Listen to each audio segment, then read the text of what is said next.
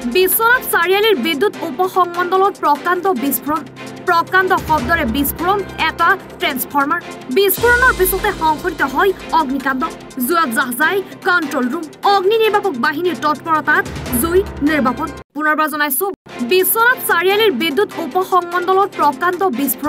প্ৰকাণ্ড শব্দৰে বিস্ফোৰণ এটা ট্ৰেন্সফৰ্মাৰ বিস্ফোৰণৰ পিছতে সংঘটিত হয় অগ্নিকাণ্ড জুইত জাহাজাই কণ্ট্ৰল ৰুম অগ্নি নিৰ্বাপক বাহিনীৰ তৎপৰতাত জুই নিৰ্বাপন ৰব আপুনি যে এটা অপৰাধ কৰিবলৈ গৈ আছে আপুনি জানেনে এই নাবালিকা গৰাকীক এতিয়াই বিয়াত বহুৱাটো যে এটা অপৰাধ আপুনি জানেনে অপৰাধ কেনেকৈ